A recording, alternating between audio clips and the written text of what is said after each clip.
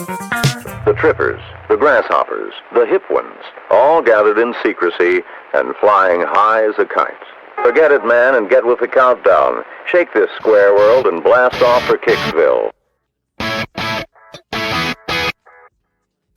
Welcome to Hanging Loose, a disc golf podcast, hosted by Shanked, DG, and Spiiciiboii.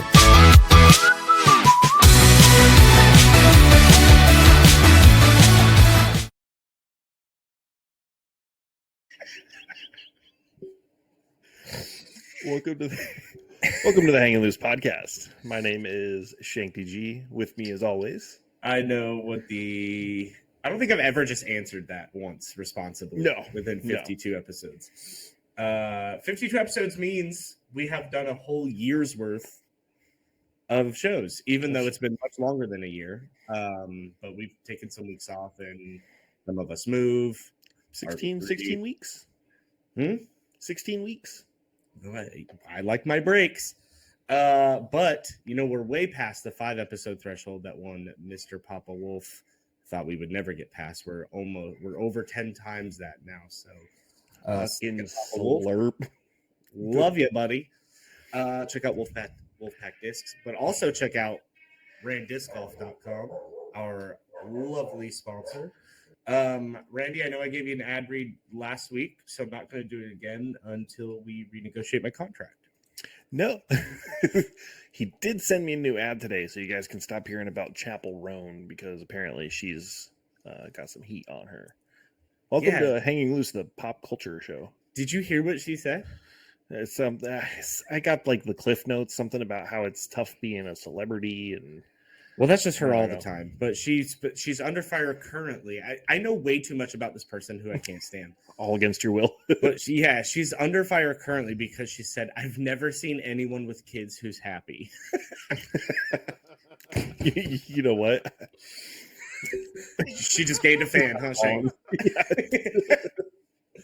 I don't know. It's media, and it's, like you said, pop culture. So there's always some people are bored and saying some dumb stuff. There's no war to fight, so we get mad about Taylor Swift and all that shit. And Travis Kelce, and there's this conspiracy theory that Kelce's going to retire this year so that he can be eligible for the Hall of Fame in 2031, which is, if you reverse the digits, it's 13, which is some Taylor Swift number that I don't know. And it's just melting into awful things. On the disc golf side, though, there was an absolute beatdown at Jonesboro this week. But we'll get to that in a little bit. I know you've got story time and a couple of things to talk story about. time and a disc pick today. Throwback to the golden days of this show. The golden days. Back when I had hair. Never. Wait a second. Does that mean the show's going downhill from here? It's never going to be that good again? Yeah, probably. We've jumped the shark. We've overstayed our welcome. Podcasts can't last forever. So I'll start off with my story time because it's not disc golf related, and then we'll hop into disc golf stuff. But I went to a horror cirque this last weekend. It's exactly what it sounds like. It's Cirque du Soleil, but I said that all sorts of Cirque du Soleil. Got the mud mouth. It was called a Paranormal Cirque, and it's just Cirque du Soleil, and they have Halloween costumes on.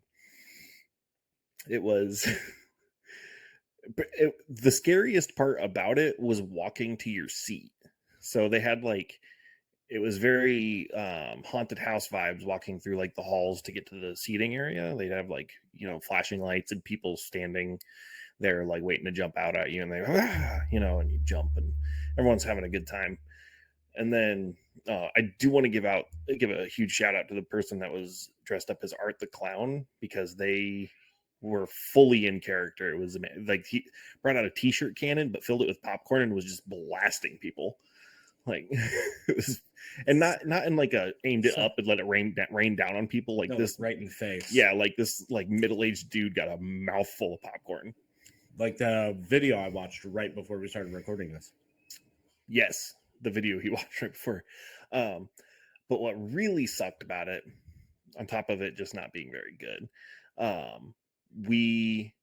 I counted 4 acts that they fucked up and had to just abandon. One of them being the final act. So that like it's like a spinning wheel thing. It's one person runs on the inside of it, one person runs on the outside of it. I don't know what it's called. It's hard to explain, but it's a big thing. They suspend it from the ceiling and it spins, and then people walk on it. And it's like, oh, are they going to fall? It's like a hamster wheel, essentially. Sort of, yeah. It's like 2 hamster wheels attached by like a long bar. And one of the hamster wheels is big, one of them is small. So someone walks around the inside of the big one, someone walks around the outside of the small one. But they dragged it out, they hooked it up, and everyone was sitting there. They had to restart the track like 3 times because the music kept getting out of sync. Lol. And everyone's just standing there, right? Like a bunch of like costumed, like Halloween party dressed people standing there waiting for the stage people to fix it. And then the music crescendoed and they just dragged it off the stage. One big April Fool's joke on y'all. That was the last act that was supposed to happen. And once that was done, they dragged it off the stage. Thriller started playing, and everyone that was just kind of standing in the back like NPCs just stepped forward and started dancing to Thriller. And that was it. It was the worst show I've easily paid money to go see. Like I've gone to like state fairs where the performer is half-assed, but you're eating a funnel cake or whatever. So we paid $40 a seat to see half of the show, and it was rough. Or like Cirque du Soleil. So I imagine if the show went as planned, it would have been a solid like B of a show. Like it's never going to be great because it's gimmicky and not very good at its gimmick. Like to them, horror is like what's that damn store? Spirit. Yeah, Spirit Halloween costumes. First try and cheeks. That's where I bought this shitty shirt. Apparently that's what horror is to them. So I guess maybe I wasn't the audience for it, but yeah. The only exciting thing to happen was when the motorcycle trick broke. So there was like a tightrope act, but they drove a motorcycle over it, even though we were too close and you could see that the rim was grooved and like gripping onto the tightrope. So it's like There's never really any issue, except for when there was, and it did break and the dude like flipped upside down. And I was like, if he would have fallen, the show would have been redeemed for me. Like, at least someone would have been something exciting would have happened. Oh my god! If somebody had died, I would have loved it. They weren't high enough to die. For somebody, you could die from 6 feet. Hell yeah! Don't give me that high enough shit. I'm fat as fuck, dude. If I fall, it's a lot of weight hitting the ground. It doesn't matter how it happens. That sucks. I'm sorry. I hate when you pay money for something and it's like a letdown. It's okay. I got to walk a mall. Which it was actually like a live mall. Like there was tons of people there, a lot of stores. I went into a Lids. I didn't know they were still in business, and walked around. It was very 2008. It was dope. You went to Hot Topic. I did go to Hot Topic. There was an Orange Julius in the food court. I went to Foot Locker, and they were asking $80 for a pair of Skechers, and I pissed on their shoes and left. Yeah, I don't listen. For legal purposes, that's a joke. I'm not hating on Skechers, but fuck Skechers. Fuck you. Dude, Skechers are the best. No. Skechers are $80 for $20 shoes. No, you see what you do is you shop at Marshall's and you get a $30 pair of Skechers and you just deal with the left one being a little bit smaller than the right. And all the child labor that happens to make them that cheap. No, so the thing, this is a little off topic, but the thing with Marshalls and like those Ross stores and places where you get like brand new clothes for cheap and like name brand stuff is they're all like factory, like they're misprints of clothing, and their shoes are like that because they'll both be labeled like 9.5s, but the left one will be like 9 3/4. Are you explaining to someone who's older than you how Ross works? Yeah, because you just I wasn't aware. just assumed that they were cheap because of the child labor. Why do you think they're fucked up? They didn't get made by the grown-ups. They got made by the children's. Okay, bye. No, but yeah, that's my story time. Got a couple good pictures out of it though, so that's cool. So for my story time this week, a friend of mine, one of my bingo players, or trivia players rather, Regan, shouts out Regan. I don't know if she listens to the show. It's my video game date. She took me to a place in Phoenix called the Sicilian Butcher. I don't know. Are you guys aware of this restaurant? I don't know if it's only out here. I think it is, but yeah, I'm not familiar. RB3? No, I've never heard of it. Okay, great. Sick serial killer name though. The Sicilian Butcher. It's funny you say that because you walk in and the decor of the restaurant is like utensils. So like one wall, ceiling to floor, they have like strung up butcher knives. And then one wall they have like rolling pins. And then the other one they have like pizza peels. And it was really cool. Very Hannibal vibes. Yeah. And I think RV3 will probably appreciate this more than you will, but on the menu, like they're known for their meatballs, I guess. And on the menu, one of the options was, and I'm not lying, a meatball Ferris wheel. Please tell me that's exactly what it sounds like. It is. It's a little Ferris wheel, and in the little gondolas, they have a different kind of meatball. They make like 40 kinds of meatballs. So they have a meatball Ferris wheel that they bring out, and you rotate it, and it's the most ridiculous shit you've ever seen. That's so funny. How many? Is it kind of edible? meatballs? What's supporting this? Can I eat the whole thing? No, you can't eat You the try hard metal enough. framing that it's in, but it's Says you. Sit back and watch, big boy. Let's go to town. he's one of those Guinness World Records Made out of fondue. people. Anyway, so I thought that was nuts, right? So I ordered it, or no, the table next to us ordered it, and I was like, oh shit, that looks amazing. So we get our food. I got chicken parmigiana and gnocchi with vodka sauce, and it was great. It's pronounced ganache. Okay, white boy. Anyway, so we get to dessert, and I knew they have a build your own cannoli bar, which is insane. But on the dessert menu, guess what they have? A cannoli Ferris wheel. I mean, if you're going to use it for one thing, might as well use it for two. I was like, no fucking way. So basically what the cannoli Ferris wheel is, it's the same contraption, but they have the fillings are in like little piping bags. And then they bring you the shells and you fill the cannoli yourself at your table. And I was like, that's pretty cool. One of the best forms of cannoli I've ever had in my entire life is cannoli nachos, where you have these little cannoli like shell chips and you dip it in the cannoli cream and eat it. It's the best way to eat cannoli ever. It fucking sounds that way. I'm all for dipping. I don't mind cannolis. By the way, I had a cookie butter flavored cannoli. Spicy, let's be honest with folks around the world here. We're not dipping that thing. We're getting a full on fucking scoop of that cannoli cream on there. You know what I'm saying? I mean, it's ricotta typically, but is it? No. What am I thinking of? Yeah, it's ricotta in it. It has ricotta cheese in it. Yeah, I thought so. And I mean, there's a bunch of stuff in it, but it's cannoli cream is what it's called. I'm going to give you some cannoli cream if you don't watch your mouth. We need a cannoli counter. I've never heard this word so much in my life.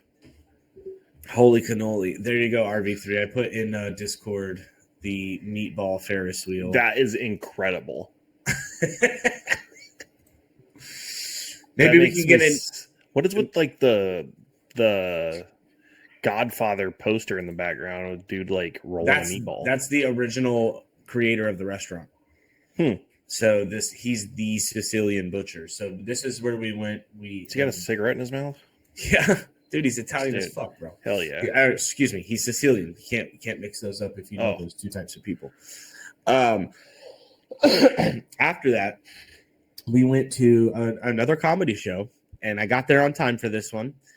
And walking in the front door, there's anybody who's ever been to the Tempe Improv. What are you smiling at? Did I do something?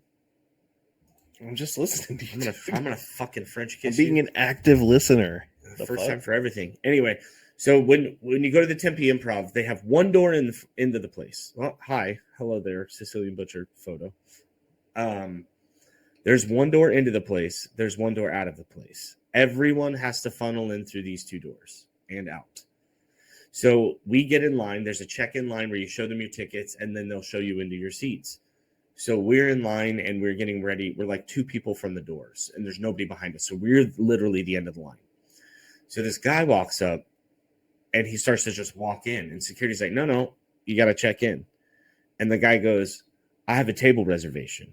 And security goes, great, you got to check in. And the guy's like, I don't wait in line. I have a reservation. And security's like, I'm not asking you to wait in line. I'm asking you to check in for your reservation, and we'll show you to your table. And the guy's like totally being an absolute asshole, just the biggest piece of shit.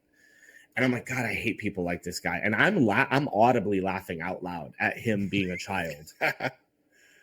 And so we get inside the doors, which was, again, took 4 seconds because we were only the second people from the doors. So I don't know what he was bitching about. We get inside the door. He immediately is like, get that manager over here. I'm going to talk to her. So she comes over and he starts bitching at her. Your security guy was totally unprofessional, horribly rude, blah, blah, blah. He doesn't know who I am and all this stuff. And so she takes this guy in and sits him down. And he's not at the same table, but the same exact type of table. Like the table we got is not a reservation table. The reservation tables are up front. So he didn't even have a table reserved. So the manager takes him over and she starts to walk out past me. And I stopped her and I was like, hey. She goes, yeah. And I said, that guy over there? She goes, yeah. I said, he's a piece of shit. And she's like, what? And I said, your door guy was 100% in the right. He was never rude. He was very professional. And that guy just thinks that we worship the ground he walks on. And he treated your guy like absolute shit. So don't let him tell you that your guy was bad, because your guy was great. And she was like, hell yeah. She was like, what the fuck, dude? So that was fun. And then the last notable thing that happened at the show is I witnessed a comedian tell one of Dave Chappelle's jokes like it was his own joke. And that is one of Dave Chappelle's joke. Yes. It was like almost the setup was different because they're 2 different races. So of course he used his version, but the execution of the joke and the punchline were identical to a Dave Chappelle joke. And it's not even wild. Oh, this was on Chappelle's show forever ago. This is from one of his recent Netflix specials. Interesting. And so I'm guessing just reworded it. In a comedy audience like that, I'm assuming most people there are like comedy fans. Did he get a reaction? He got a laugh. I mean, Dave Chappelle's an absolute master stand-up comedian. I don't care what your feelings are on him otherwise. He is an expert at what he does, whether you agree with his views or not. And when I sat down, the tables are very close at this club. So when I sat down, I said to the guy next to me, like, hey, I'm Kyle. It's weird to be that close to someone and not introduce yourself, I feel like. So he's like, I'm Johnny. And Johnny had different views than I did, and he would cheer during different parts of the show than I would. But he asked me straight away, like, do you watch a lot of comedy? Are you a comedy fan? And I was like, oh, I don't know another person who watches more comedy than I do. And so I don't think anybody else caught it the way that I caught it. But as soon as he said it, I was like, you can't do that, dude. Yeah. Like that's not like if you're doing it to just some Joe Schmuck comedian, whatever, nobody knows. Like obviously you'll probably get away with it because no one knows the joke. But this is like the comedy king of kings you're doing this to. Like how can you do that? If you're gonna rip a joke off somebody, like scroll TikTok and find some nobody, steal it. Like, and I was conflicted because I thought he was the funniest comedian that was out there that night, but I don't know how much of his material I can trust. As soon as you recognize it, you're like, oh well, like, yeah, how much of that was yours? Yeah, I think we saw about five different comedians. Everything all right? Yeah, no, we that storm I was telling you guys about, I got a National Weather Service announcement a little bit ago, and thunder is rolling. Okay. Well, be safe always. If you got to go, then go. I'll Should be figure out good. the rest. The radar is not showing what's happening here. But you just have a Doppler radar screen there, like off camera. Yes, I do. Well, I was explaining to RV3 before the show is we live on what's called a dry line. And like most other places, if a storm's rolling in, you can see it coming from, a state away because it just, it tracks through here, but the dry line, it just appears on us. So sometimes we get 10 minutes of warning before a storm hits us. And it's alarming. So we're looking at baseball-sized hail, tornado watch, and play severe thunderstorm warning sitting on me right now. Is it still hail if it's baseball sized? I would feel like that's just ice balls. It's considered hail. If that hits town, I have a shitty day at work tomorrow ahead of me. Can you hear that? Cars. No. It is just rumbling, dude. I can hear people in the background, but I can't hear any thunder. Yeah, I think they're prepping the bathroom in case we have to hide. Well, smart. Stay safe. Mm-hmm. Sorry, I didn't mean to interrupt your story time. No, you're fine. That was pretty much it. There's a thieving comedian out there. I don't even know his name because they didn't give us like a pamphlet with everybody's names on it or anything. So, right. But it was fun. Thank you, Regan, for the fun night out. Always had a good time. Tomorrow's Super Hot Bar Boss's birthday, and she's coming to play bingo, so that'll be fun. I'll get to host that for her. Ooh, hell yeah. Mm-hmm. We were talking about Afterlife Dies. Justin, our resident die guy. Who? Afterlife Dies. Check him out on Instagram at Afterlife Dies. Life with a Y. He's gonna have to start paying us soon because we mention his crazy stuff every single week. I was just DMing him about him in like a month. He does great work. We talked about him on the last episode. When? I don't remember that. Yes, we absolutely went on a whole diatribe about how great Afterlife Dies is on the last episode. He does a very good job. But I wanted to show off this die he did for me. I've been meaning to get this done forever, but he did such a good job. I know it's very simple, but the lines are real clean and you can barely see the stamp underneath it. So shout out to him. If whatever you want, he just did a really trippy one for somebody on Twitter. Really cool looking. And RV3 may have just the Arcanine one for the Pokemon may have just done another. Yeah, I think that was what it was. And RV3 might have just put in one for a 007. No, I'm not a big enough fan to have a 007. That's pretty cool. 007 die on a disc. But I was just thinking like that beginning scene at all the movies or the games or whatever. You think like the old N64 game, you put that into your N64, and then it comes up with the little spiral of the rifling of the gun, and then the blood drips down. It would look so cool on a disc. How broken was your N64 that it made what do you mean? Sound when you plug it in? Well, because you put the cartridge in, it goes. Once, and then you have to. No. Hits stage 1 and then you have to push it again to get into stage 2. No, yeah, mine never. It's got the 2 doors on the top that you got to get past, and then the cartridge goes in. You didn't have any doors. Slip them out? Yeah, you had to pull on them a little bit, but mine never went clunk. Mine just plugged. Well, it's a little bit of an exaggeration, but it's like 2 solid snaps to get it in there. The fact that Shanked agrees with me makes me think that I'm wrong. What the fuck? When you have a winning reputation on your own show. Oh, dude, I had a game for N64. It was a South Park game. I love that shit. I have no idea what it was called, but it was the one where you could. It was a first-person shooter, right? Yeah, I had that one. And they had all the original PlayStation, all the crazy weapons. Yeah, and turkeys, and I liked the machine gun that shot the pills. Yeah, I was a little old for N64. I had like my dad had one. I was very much a GameCube and PS2 kid. You were a little young for N64 is what you meant to say. Yes, that is what I meant to say.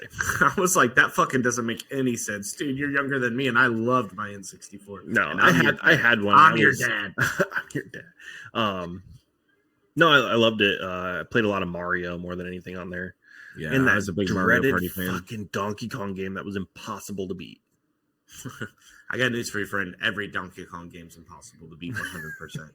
I watched my mom struggle for Donkey Kong Country 3 when you had that's to what it beat was. Dixie Kong and Diddy Kong. Yep. And you had to collect the banana birds. My mom had 99 out of 100 and could not figure out how to get the last banana bird. Yep. And that's she exactly the one. Yeah, she fucking hated her life.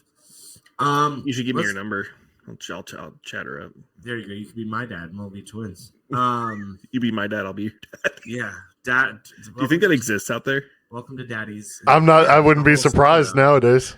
That would be wild. That's what the song Mother Lover's about. We're each other's stepdad. I'm a mother lover, you're a mother lover. We should fuck each other's mothers, fuck each other's moms. With Mother's Day right around the corner, get her a disc from Rand Disc Golf. From randdiscgolf.com. Let's talk about disc golf because we've talked about everything but since we started this show 20 minutes ago. I played disc golf this week, 2 days in a row. Holy shit. I know. The first day I went out with my buddy JB and he was moving, so he was a little tired. So I threw under par, which is very exciting for me. And I made Where at? Los Olivos, just the little 9-hole pitch and putt. But I made 3 circle 2 putts in one round, which was huge. And I made all my circle 1 putts. I played really well, actually. So nice. Then the next day I went out with all my friends and we had a nice doubles round and played great. And man, it felt good to play 2 days in a row. It felt like I knew what I was doing again for a brief moment. Heck yeah. Yeah. That's awesome. I haven't played disc golf, but I do have disc golf in my future.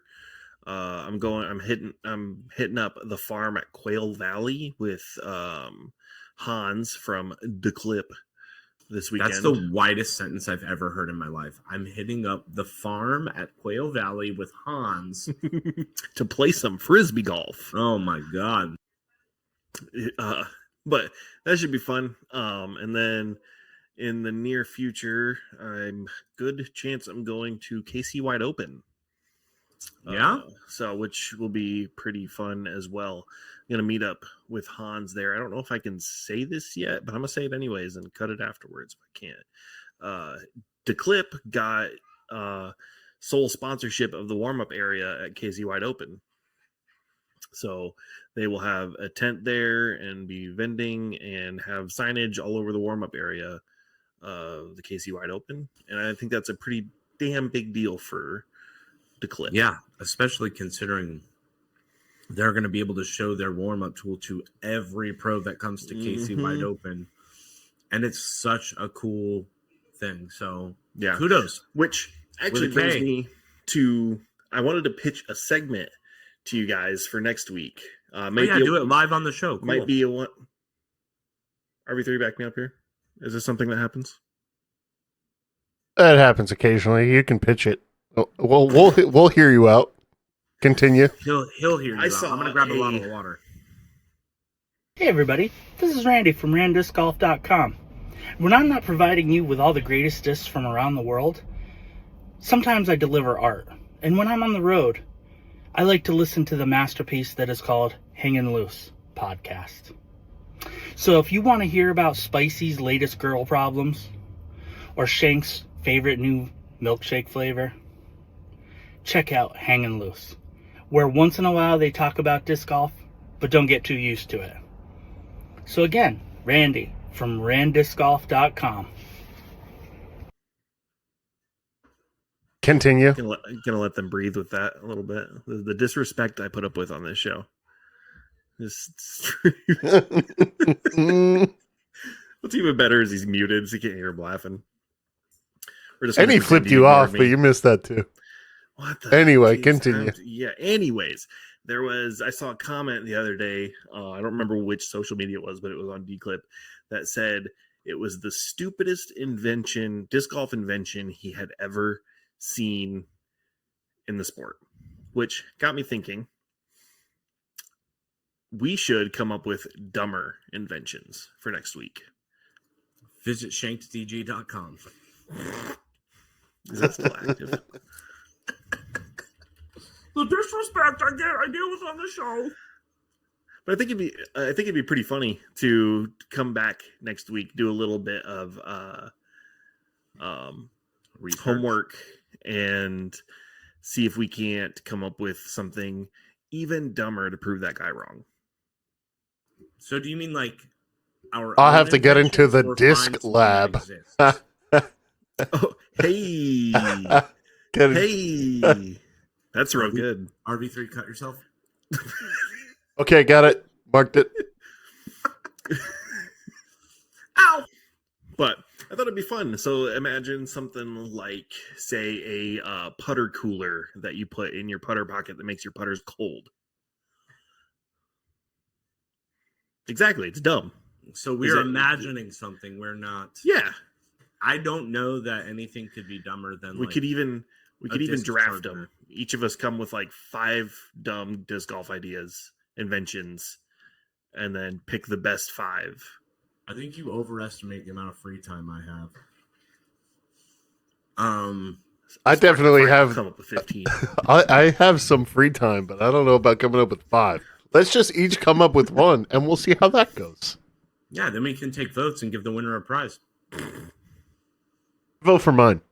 I like he laughs at my idea. Like he's like, "Hey, spend 4 hours." I didn't hear you. To be fair, Classic. So we'll do Spicy's idea. Spicy, that's a great idea you had. We'll all come up with a crazy disc golf invention, That was and his then idea. we'll vote on it. No, that's what you said. That's his idea. He just got excited and was like, "Let's do 5." And I said, "No, because I'm in charge." His fucking face. no, I'm technically Just see my challenged. face. Yeah, I know, because you could just mute me at any point in time. What is this? Oh, don't worry about it. But I didn't get a chance to watch Jonestown, but you said it was a slaughterhouse, I think was your words. Mine? Yeah. You I said don't that it think- was a bloodbath. that Absolute everyone was flying beatdown? everywhere. Are you talking about? Okay, hold on. Jonesboro, not Jones. I was like, Jonestown was a slaughterhouse. It was a massacre. Jim Jones, 967 people died, and I got married on the no. anniversary of it. I was wondering where that came from. That's why I was like, what the fuck did you just say, dude? Yeah, Jonesboro, Jonestown, the disc golf stop. yeah. Kristen Tatar, or excuse me, Let is how it's properly pronounced, I've been told. Lit? Let, like L-E-T-T for us Americans. Huh. It's not lot, it's not lat, it's let, is what I've Let. been told. Gotcha. So Like if I've bloodletting. Like she does to the FPO field. or a let fault in tennis, but yeah, sure. Who? This is a disc golf show. Don't talk about tennis. Deep pull from my tennis knowledge. Yeah, Kristen just absolutely destroyed the FPO field. What was it, like Dog walked 25 him. strokes? Oh, I did see that. Didn't she shoot like 10, 19 rated or something? I think her average round rating was like 10-20, and her hot round was like 10-34. Good Lord. That's insane. I started watching it, but I've got it's a weird thing. I also have a child, which makes it harder, but I used to watch everything that came out, in terms of disc golf coverage, like GK Pro, Ace Run, Terry, Jomez. But lately I've only been able to stomach Jomez and Terry. You don't have to include Terry. You can just tell me he's terrible. No, genuinely, he's one of the only, him and Jomez are the only post-produced coverage I watch anymore. I've been trying to get into the Go Throw tour coverage, but disc golf has a serious shortage of entertaining commentators. Tell me about it. All the respect in the world. Got 3 great ones right here. We even did a whole coverage of us just sitting there watching disc golf together, even though we weren't allowed to commentate on it. Reach out and call you boys. I mean, we're free. We got time. I literally just said I don't have time, but yeah, for sure. Oh, we have time. Come on. Yeah, I would love to be an on-air personality on the DGN. Like, could you just see me being like, what the fuck was that, Kyle Klein? Like, and then your camera turns off and you hear. Welcome to the Hanging Loose. Fuck. Got cut off by myself for myself. Oh, but I agree. I love the professional aspect they're really trying to push for. The suits earlier this year was hysterical, and I don't think we need to go back to that. But I understand why they want to kind of push that kind of facade, but we don't even have professional commentators. Like, maybe it's just a product of the sport, but if you compare our commentators to, and I get it's not a fair comparison, but to like football, basketball, blah blah blah, all this, like, yes, these guys haven't been doing it as long and they're not as vetted, and talent field isn't as deep as those sports, but there's a clear miles difference between it's the voice. It is the voices, and I don't know why. I think Yuli and Germ have like a nostalgia tick in my brain where it's like, yes, they're sometimes cringy, they're not always funny, they're not professional usually, but I don't know, it's forgivable. I think they get along as a commentator duo enough that it's like enjoyable. But if you look at like Humphreys, and who's that guy that does commentating with Humphreys most of the time? Ian? Is it Ian? There's Ian, Philo, Nate. I'm talking on like the GK Pro channels. Gotcha. I can't remember who it is. It doesn't matter all that much. Is it Paul Oman? Paul Oman? It might be him that does it. But they're just so dry. Like, and I get it, it's golf, but it's not golf. It's just golf. Like, right, and that's what I mean. Is like I would very much like I think we're leaning in opposite directions. Is like, you need a color commentator, and that's what's different. Is if you're watching them, there's no assigned role. They just go in and like, let's do commentary. Mm-hmm. But when you watch basketball or football or baseball, you have the color guy and you have the play-by-play, and we don't.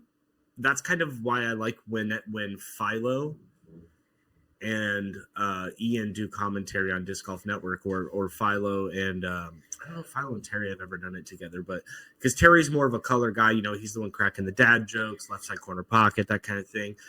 Whereas when you really need to talk about like the release angle and the hyzer flip shape, that's where like Nate Doss will come in, or Philo, somebody who's played the game at the highest level.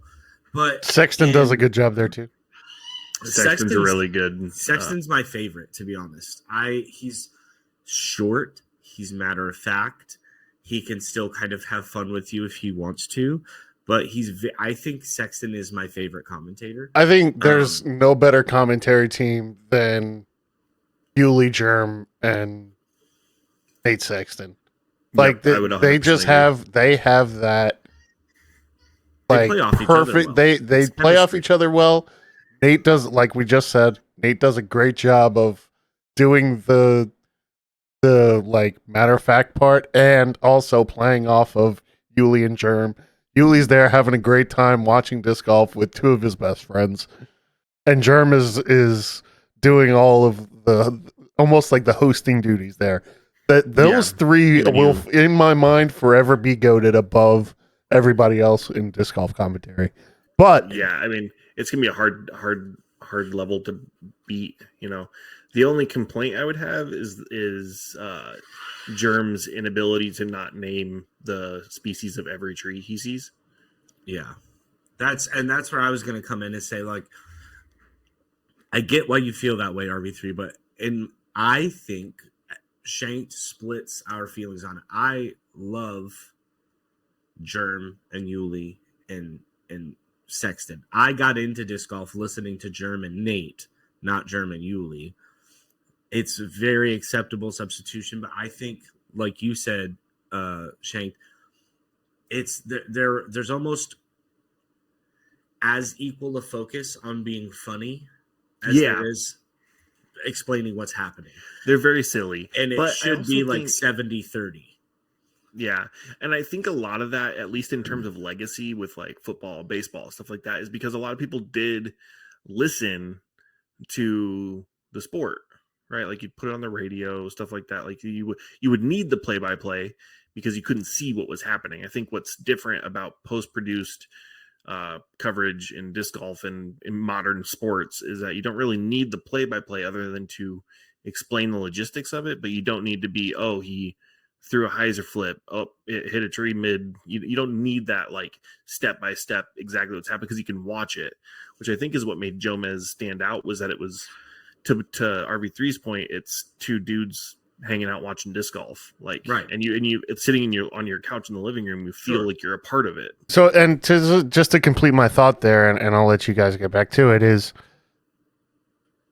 for post-produced, I like them, they're the best. But if you're asking me for live commentary, I'm with Spicy. It's Philo and Ian every time. And Terry's great. I love Terry. I don't like Terry on commentary. Nate Doss, I've met him once. He's a nice guy. I don't like Nate Doss on commentary. Nate Sexton doing live commentary is kind of mid in comparison to Nate Sexton doing like already post-produced commentary. That's just I love, and I granted the quality, like sometimes, and like naming the stuff wrong sometimes is one thing, but I love Philo and Ian and the level that they take their broadcast to. Well, if the New York Yankees bats this year have taught us anything, being mid is not necessarily a bad thing. Had to get one in. Okay.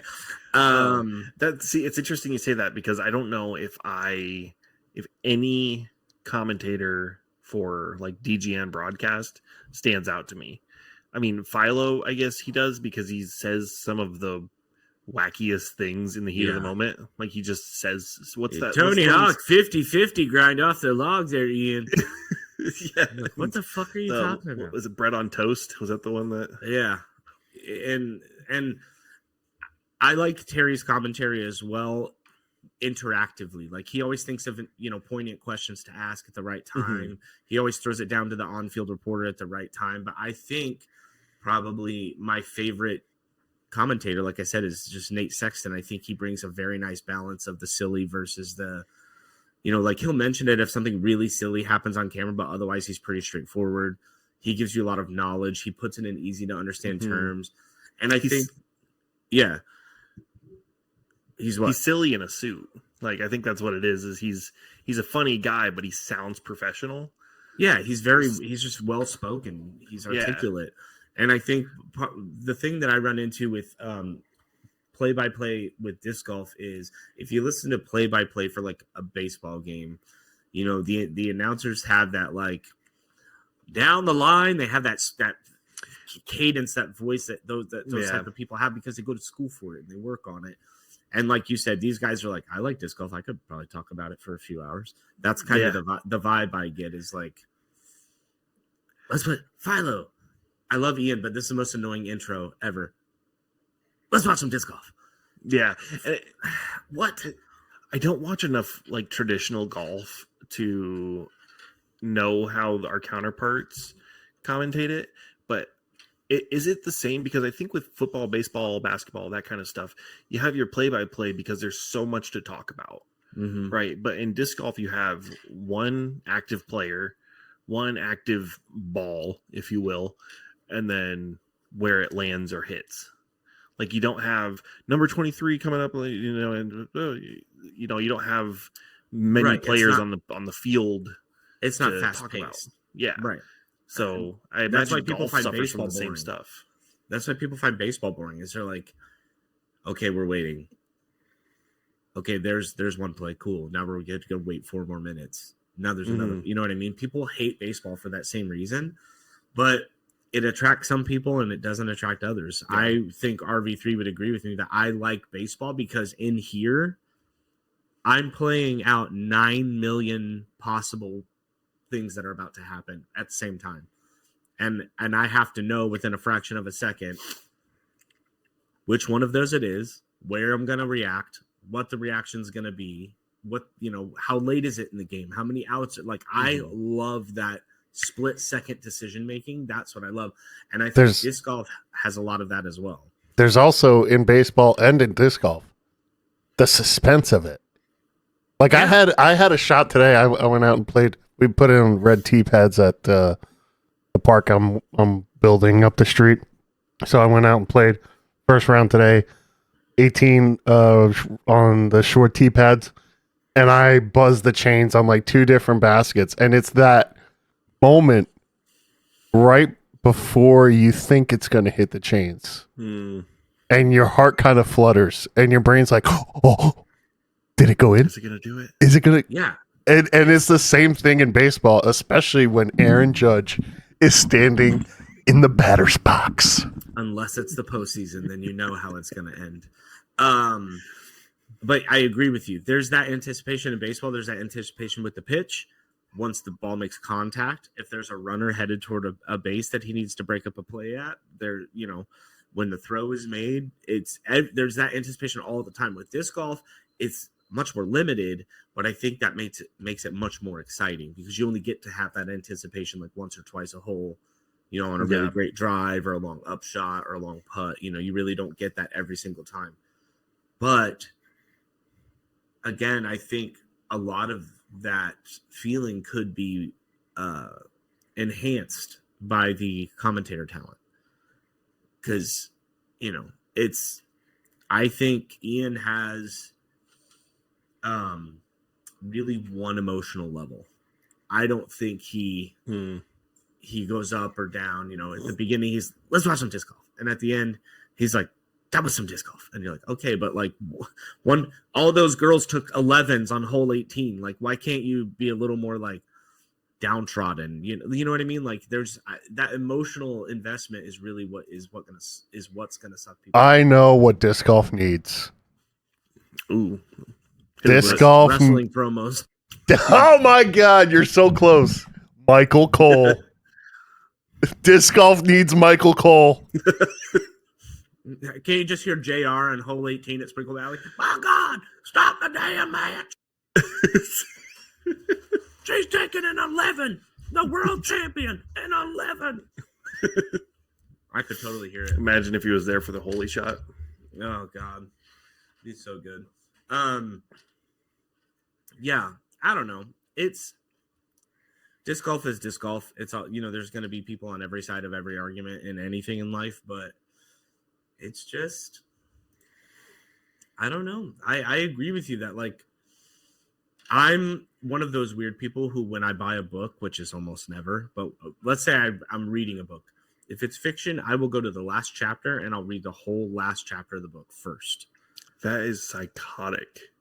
And then I go back and we'll start at the beginning and we'll see how they get there. That is the most interesting type of journey for me. Whoa. So are you a big fan of movies where, like, it starts with the main character, like, bleeding out in the street? Yeah. And then it goes movies. Then 10 years earlier. And, like, that's a bit dramatic. But love that. I love that. That's wild. I mean, as a trope in, like, movies, it's fine. But doing that with a book is insane. Well, I don't know why it's different to me, but it's just I like to figure things out, and I can't figure things out if I don't know the end first. So are you a person that tries to predict the end of a movie like as soon as you can? Because I'm that way, and I ruined so many shows and movies for my wife. So if y'all remember Jillian, shouts out Jillian, no hard feelings, think you're great. If you remember Jillian, I was watching The Rookie with her, the TV Hmm. show about the cop that joins at 45 or whatever his age is. And every episode, I'd be like, this is what's going to happen. Like, it's a 20-minute episode, and we'd be like 4 minutes in, and I would explain the whole episode to her, never seen it before.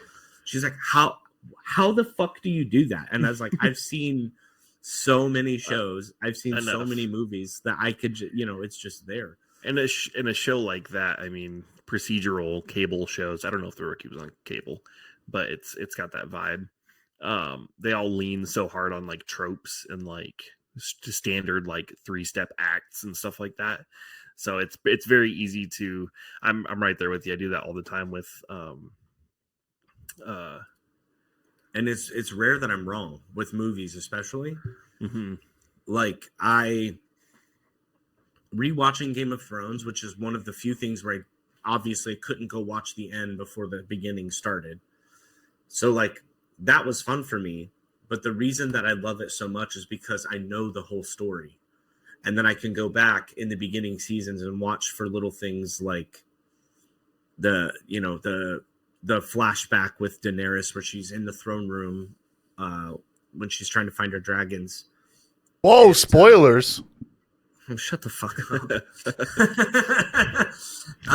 Hold on to your pants. I'm watching Lost right now. That's gonna be our next goat talk, is the greatest of all Targaryens, and we're gonna have to fucking break it down. But yeah, I love foreshadowing. So I never watched Game of Thrones. You really fucking well. If you don't like fantasy stuff, you probably won't enjoy it. But it's so good, dude. The writing is so good. I have started it probably 3 times, and I just can't get past the halfway point of the first season. Why? What? Tell me. I'll fix it for you right now. I forget that I'm watching it. You have to push through, dude. You have to. Next time you go to start it, quote unquote, just start halfway through the first season and keep going. I think what really hurt me was like the first episode starts and they're just dropping names. They're like, and this person, and this person, and I'm like, I don't know who the fuck these people are. Like, I love when you hit your desk and I can hear your microphone vibrate for 20 seconds. No, that whole show is like that, where it's names on names on names on names on names. But once you get it and you get all the interconnecting pieces, it makes it so much more satisfying when you get the payoffs. Yeah, but Rudy, but Rudy's stupid, and Rudy don't have time for a list of name. Just give Rudy stupid action. There's so many titties in Game of Thrones to keep you entertained. I'm looking at that. I'm not trying to keep track of who the hell is who. I'm just looking at tits all the time. I'm worried about how they're related to each other. Yeah, like is this supposed to be hot or is this supposed to be weird? Dragon. No step dragon. That's a different series.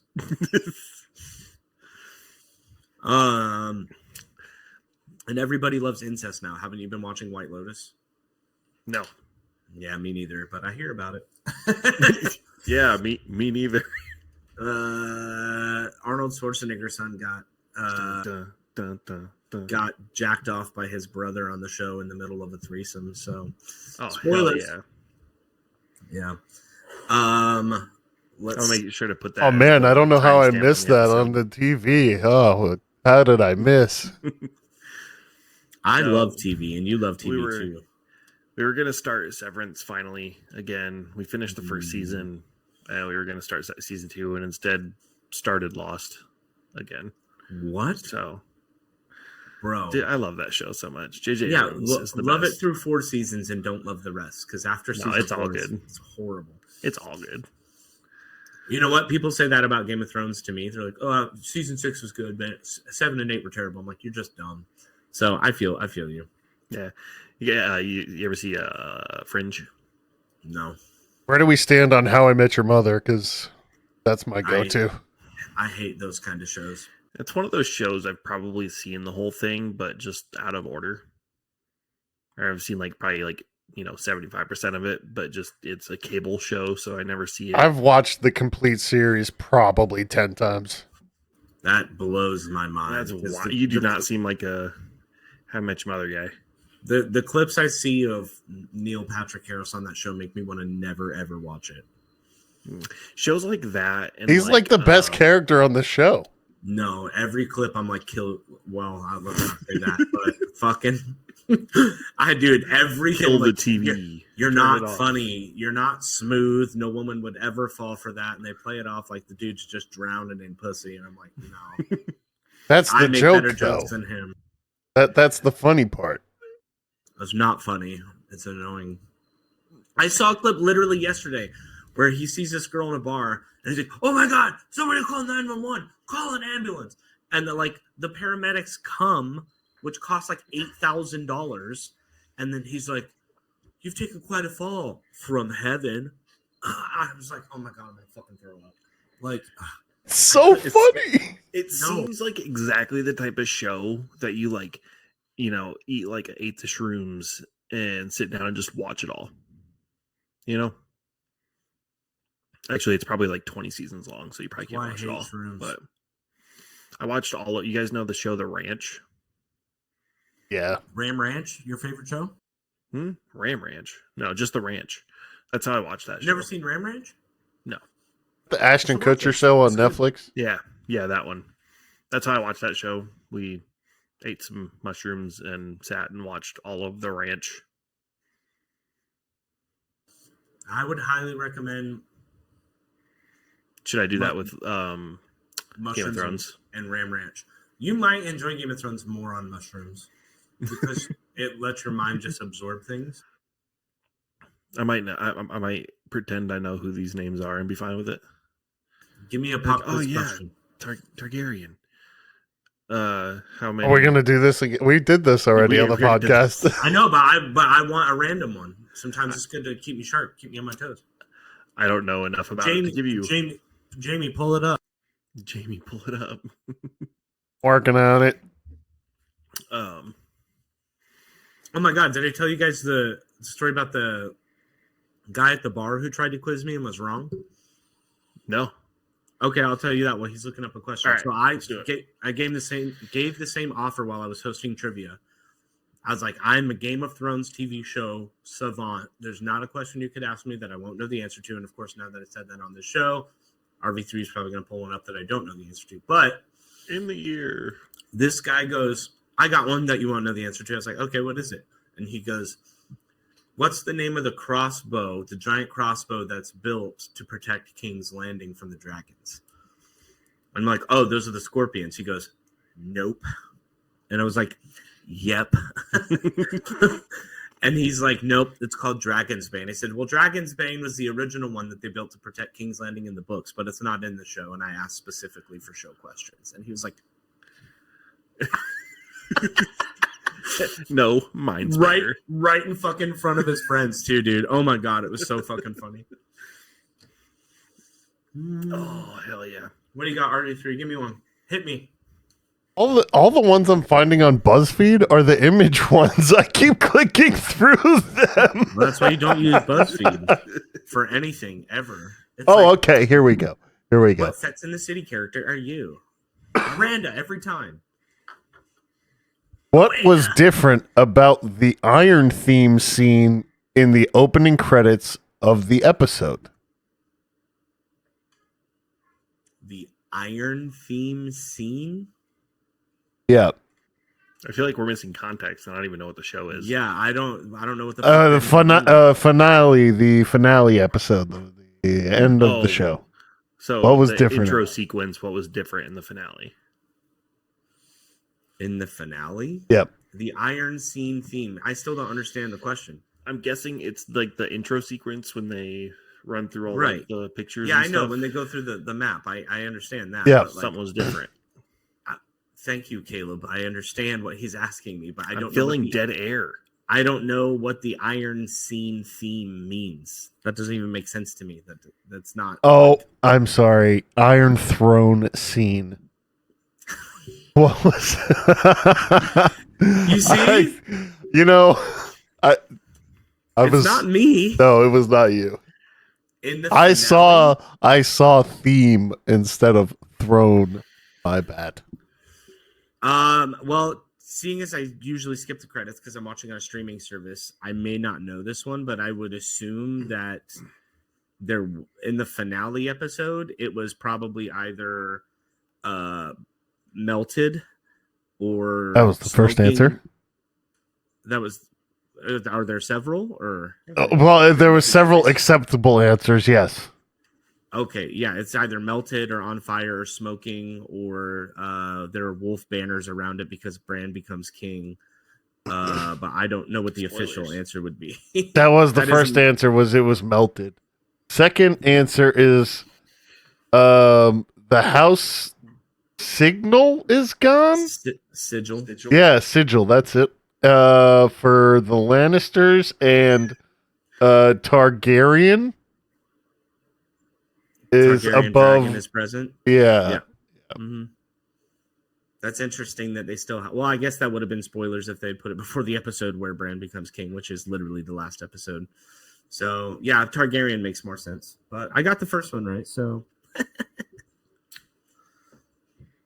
yeah. Told you. It's been a good 52 weeks of the Hanging Loose podcast, disc golf podcast. Tune in next week for episode 53 of episode 1 Loose, of the Game of Thrones Loose podcast. Yeah. Hanging Loose Pop Culture podcast. Game of Thrones 10 years later. All right. Hey, your house is falling apart. Give us a scream to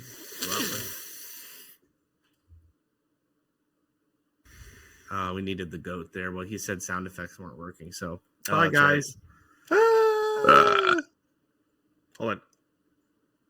I can't make one happen. Pussy. Oh.